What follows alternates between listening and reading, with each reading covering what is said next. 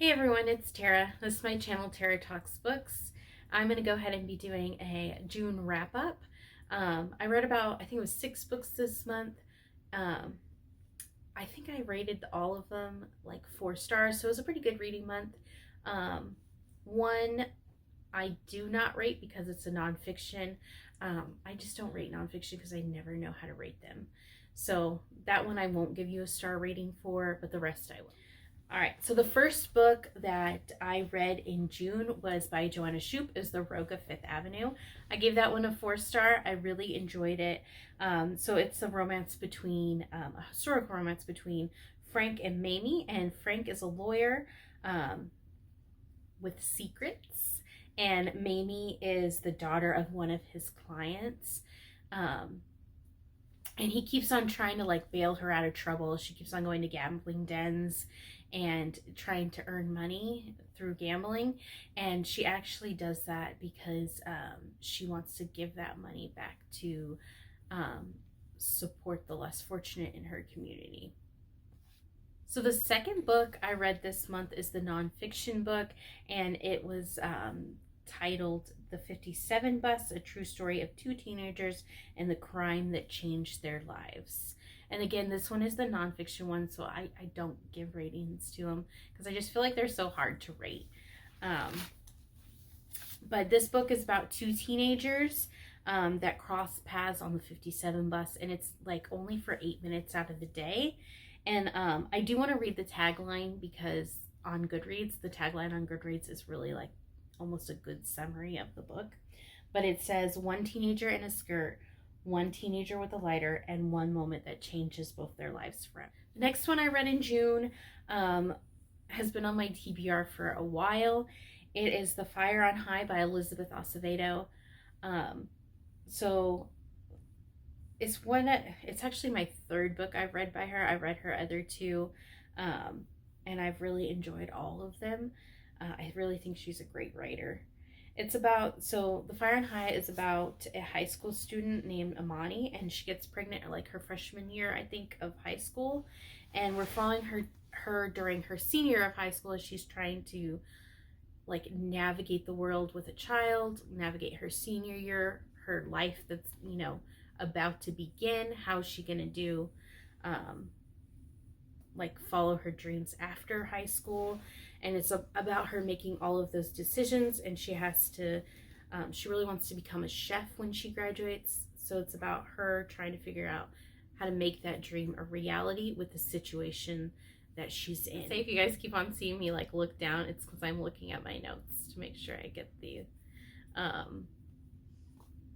summaries correct and the names of the characters correct. Anyways, so the next book I read was In a Book Club Far Away by Tiff Marcello. So it's about 3 military spouses who become best friends through a book club while their spouses are deployed. 2 of them ended up having a falling out, and we're finding out why later in the past. So it kind of sprawls between present day of what's happening and then what happened in the past, and we're kind of seeing how these friends, how 2 of them had this falling out. What I will say is I think that this is a pretty good representation of military spouse life. There are a few things that like I was like maybe not. If you don't know about me, I am a military spouse, so I can kind of like read a book and gauge like, oh, does this make sense in this situation? Does it not in that instance? But anyways, I thought it was a good representation of what it's like to be a military spouse. So the next one I read is Island Affair by Priscilla Oliveras. It's a fake dating romance. It's set in the Florida Keys, so you get like really good description of the Florida Keys, and it kind of just brought me there. I really enjoyed the family aspect in this book. So it's about Luis and Sarah, and Luis is a firefighter that comes off as kind of guarded because he's been betrayed before. And then Sarah is a YouTuber and she's in recovery for an eating disorder, so it has that representation. And she wants kind of like the respect of her family. She's in a family of doctors. She's the only one who isn't. So she kind of like brings Luis in and is like, hey, will you fake date? Because her boyfriend doesn't end up showing up to the vacation. So the last book for the month is by Talia Hibbert, and it was called Mating the Huntress. Chastity. So Chastity is a huntress who can't hunt currently because of a prophecy that was told to her family was when she was born.